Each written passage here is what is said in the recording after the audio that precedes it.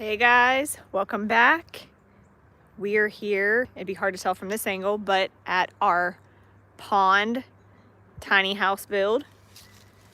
So we are live streaming while the guys work on the stucco for these block piers. We're gonna give you a tour around.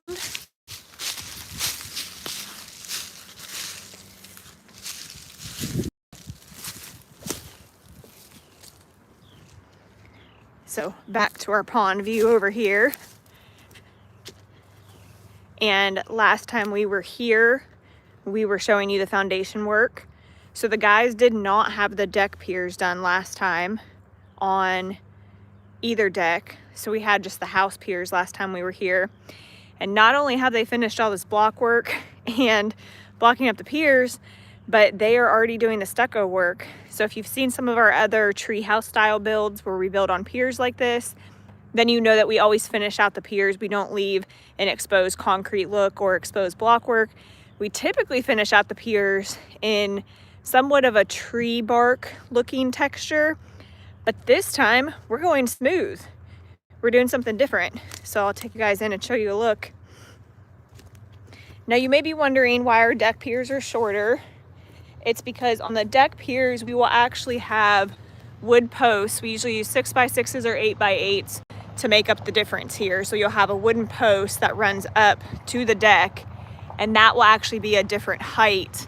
That height difference there when it meets the deck, then it will be here where the house LVLs sit on top of the pier. So that's why you do your house piers a little bit different. Your LVL height, the way it comes down, is different than your deck height. So this is a common way. People usually use sonotubes or some sort of pier on their decks, and it's a very common way to form up a house. So moving back in, we have a comment here. What are you building? We are building one of our tiny houses.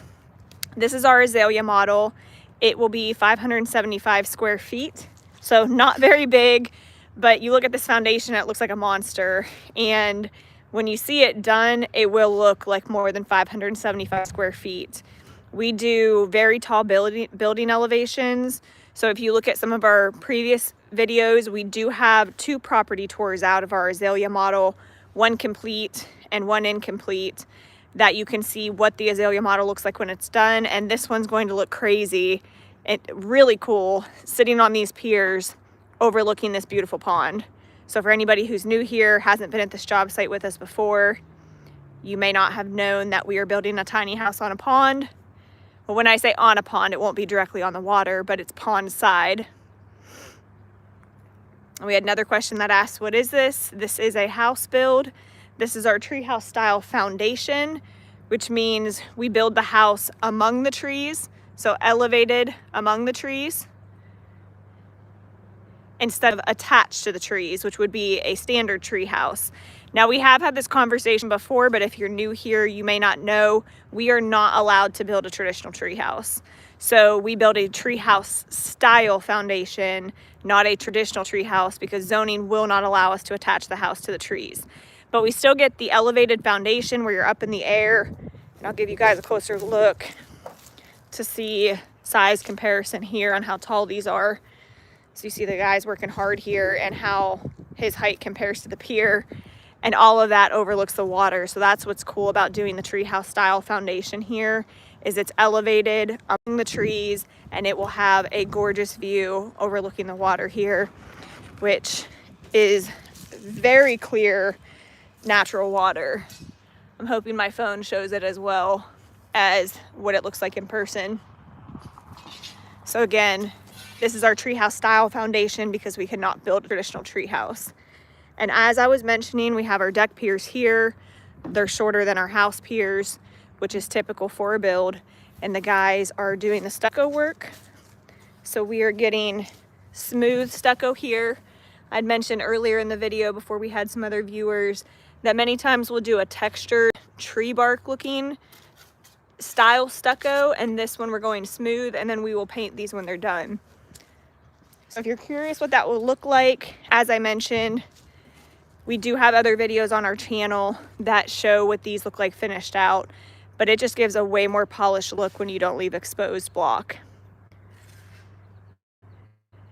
We got a comment, bet there's some nice bogwood in there. And we got another comment, you should try building a house in Minecraft.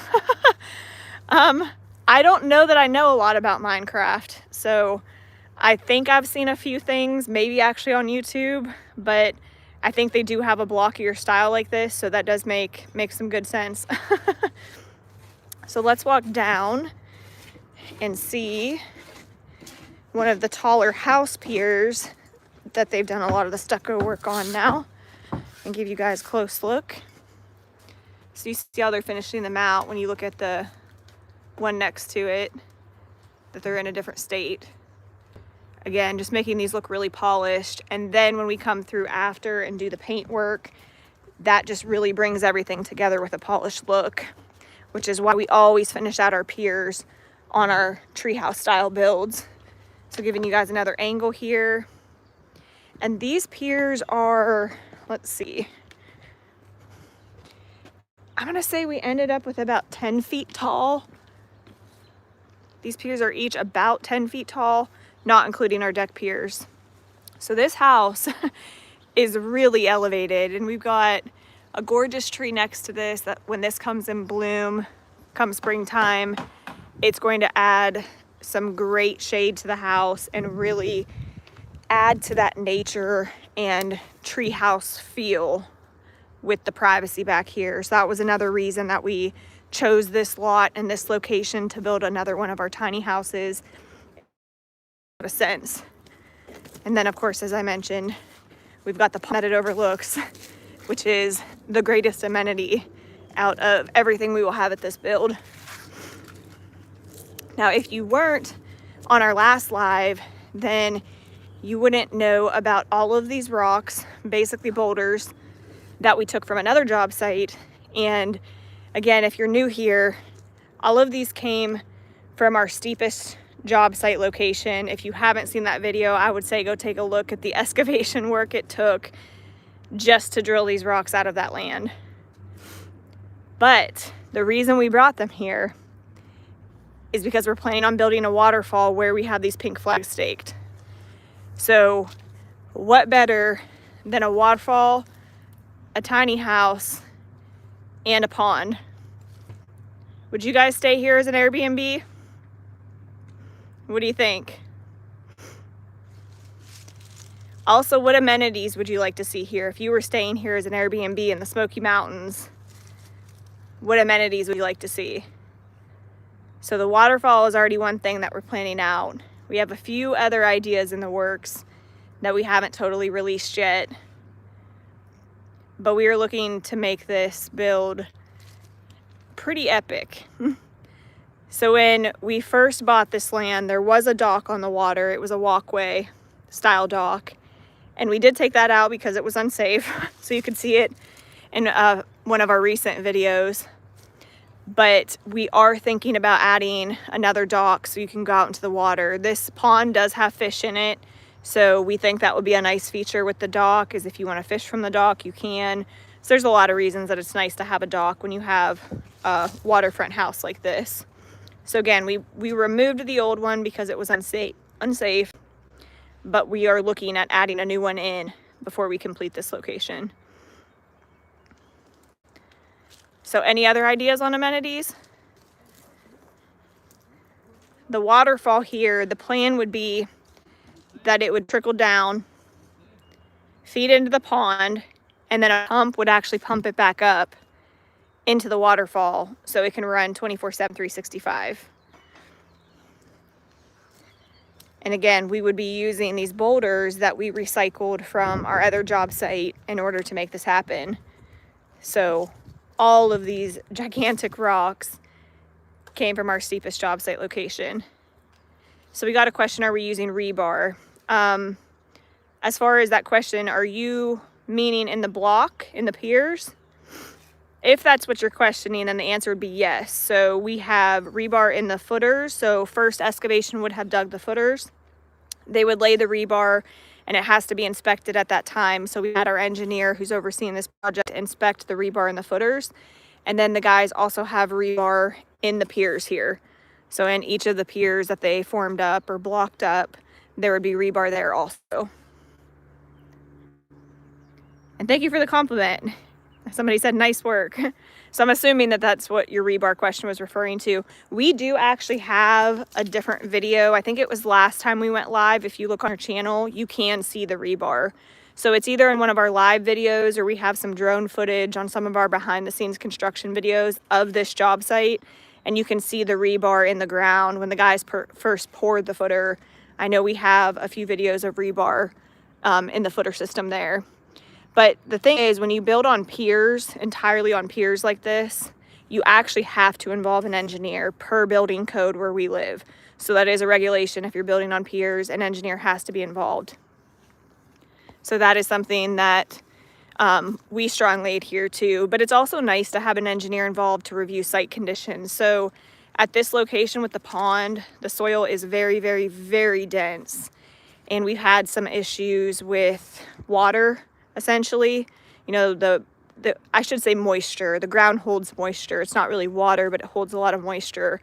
So the engineer has been heavily involved in deciding what we should do when it comes to the site conditions. So that's another reason that it's always beneficial to have an engineer involved, even if it's not required when you're doing technical work like this. So we have a video coming out in a few weeks, and it actually talks about when the guys dug the footer in this corner between the house pier and the deck pier, and we did have issues with the soil. So when they dug the footer, the soil conditions weren't ideal, and they had to come up with a plan as to what to do to circumvent that. And that's another point where the engineer got involved. So we do talk about that in another video. It's not out yet, but it will be in a few weeks. It's one of our zoning videos that we've done here. There's a part 1, a part 2, and the part that will be coming out next is a part 3. So someone who just joined asked, what will this be? This will be a tiny house built on a treehouse style foundation overlooking this beautiful pond here in the Smoky Mountains.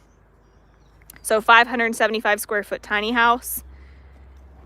It is our azalea model on a treehouse style foundation. And we do have other videos of our azalea model up on our channel if you're curious to see what that looks like. Now, each one is a little bit different because we let our buyers who we're building for customize the house. So no two azalea models are exactly alike, but you can see one of our previous azalea models that had a gorgeous mountain view that's up on our channel. So someone else just asked a really good question. Why is the foundation so high? So a couple of factors here. Bare minimum, you have to come about 3 feet out of the ground. So off of your actual grade to meet code. So no matter what, this is our high end here. It's hard to tell on the phone. This is the high end of our grade.